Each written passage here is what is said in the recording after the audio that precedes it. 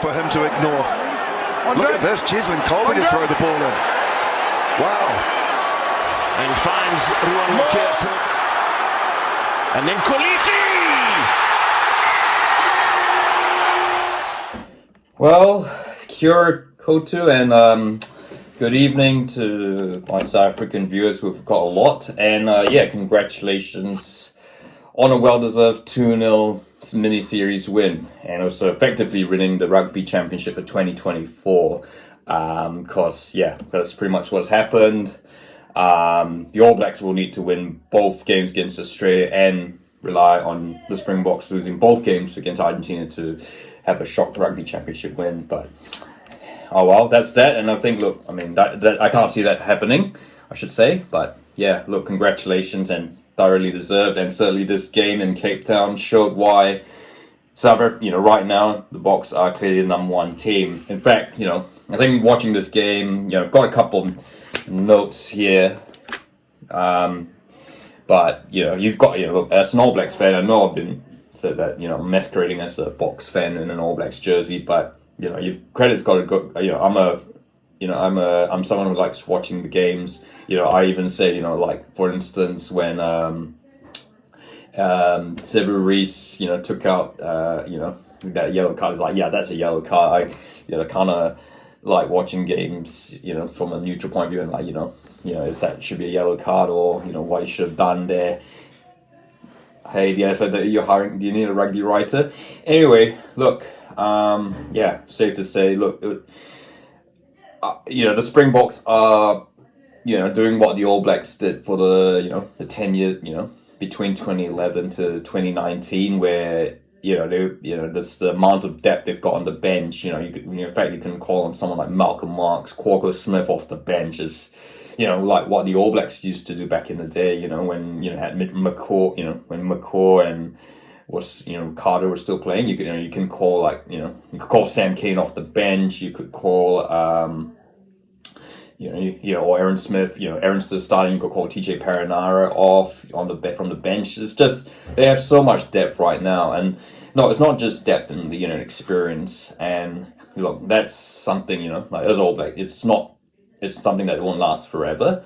But, it certainly puts them in a really, really good, strong position. And really, the All Blacks, it's just really a matter of, the All Blacks definitely have the talent and the skill levels. Look, I should say, look, to Bovai firstly, shout, he deserves the first shout, like probably my All Black of the day, just with the amount of tackling, the work he's done. I think this is the sort. I think he had his best game for the All Blacks ever.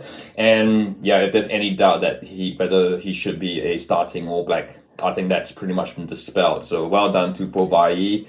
Also Sam Cane. Look, I mean, he's, and look, that red card, the Rugby World Cup final is something that, he's never going to, nothing's going to ever compensate for that. But I think he's given a good shot, like with these two tests in South Africa, with the amount of tackling work he's done. Look, I know there's the talk about that dangerous tackle on Sai Kolisi, which maybe he should have been, he shouldn't have been available for this game, but that's that. But look, when he's on the park, Sam Cane is, absolute dynamo machine. And I guess now the point is now, with Sam Cane bowing out of the All Blacks at the end of the season, who's going to replace him now? It's really difficult to see anyone at the moment who can match that energy and workload that Sam Cane has. Like, he doesn't talk much, and I guess that's been one of his criticisms you can level against the former All Black captain. But in terms of what he does on the field, he's absolutely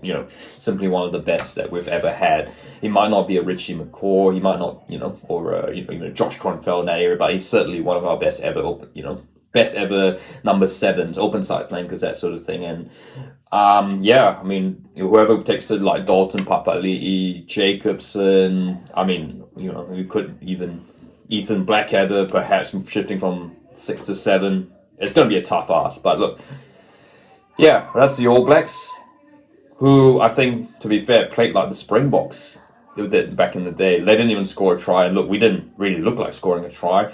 There's a lot of things wrong with the All Blacks backline, really. Look, I think, they picked, for example, you've got Sevu Reece and Mark Tillier picked to be more offensive, but what's the point of picking them if they keep cutting in from the wing?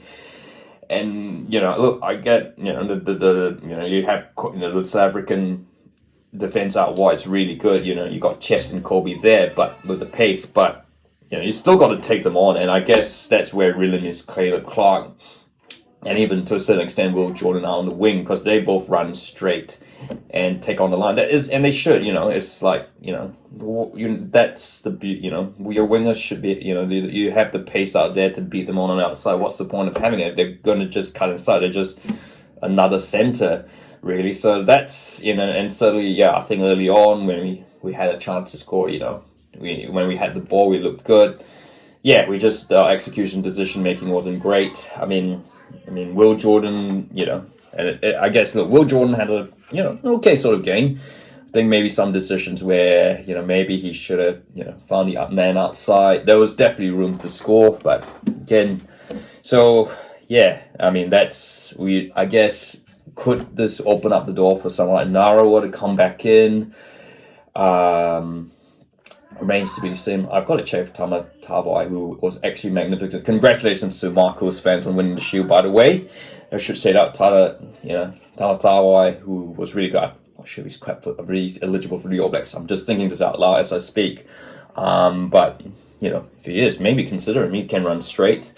But yeah, I don't. If we've seen the last of Sevu Reece and Mark Tillier in the black jersey, I mean, I dare to say it's quite possible given the performance tonight in this game. They've just been quite off, and I think it solidifies Caleb Clark as one of our premier wingers. But yeah, look, onto the Boks, who turned down 4 kicks at goal and 4 likely points. But on the 4th goal, they scored a try, and I should actually talk about that try because it's absolutely brilliant. Chess and Colby throwing into the line out rather than the hooker. And yeah, it is a 1,000 IQ move. This could be a move akin to when Inter brought lined up someone to do to lie on their back on the ground to stop the ball creeping under the wall during a free kick. This could be a move we see a lot more in international rugby because it's absolutely brilliant. What it means is obviously you commit another forward more bulk into the maul, you make it more successful. In this case, of course, the All Blacks weren't expecting it, and yeah, chaos ensued. Khaleesi scores. It's a superb move from the Springboks, and yeah, it just sums up. The Boks are just doing things the All Blacks used to do, not just turning down kickable points to go for the try. That's something the All Blacks did in spades back in the day. And yeah, just all these 1,000 IQ moves. So yeah, look, until I think it's a coaching thing, and it's quite evident. Leon McDonald was not the way forward. Tony Brown's not going to be coming back to New Zealand to coach be an assistant coach. So it remains to be seen. I've already spoken about that Hawke's Bay backs coach. I'm not sure where he is right at the moment. Russell or something. Should the All Blacks tap him up? But yeah. We play Australia. We've got a week off. We've got 2 games against Australia, and really the other thing we've got to do is keep the Bledisloe Cup in New Zealand, which I think we should, given the state of Australian rugby at the moment. But yeah, look, certainly another year. We've got to wait another year before we play the Springboks and really get our test. I mean, we've got games against, we've got the end of year tour, but certainly a lot to work on. And yeah, as I said, 2024 is always going to be a development year, and it's quite evident that the All Blacks are, kind of where the Springboks might have been in the last decade. We're just kind of chasing, and yeah, but look, I don't think there's any reason to panic. All sports teams go through that cycle, and we just happen to be at that end of that cycle. But look, what are your thoughts on this second test, both test series against Africa? Where are the All Blacks and where are the Springboks? Is the gap not really there, or is there actually quite a big gulf between these traditional rivals? And of course, if you like this video, feel free to like, and don't forget to subscribe.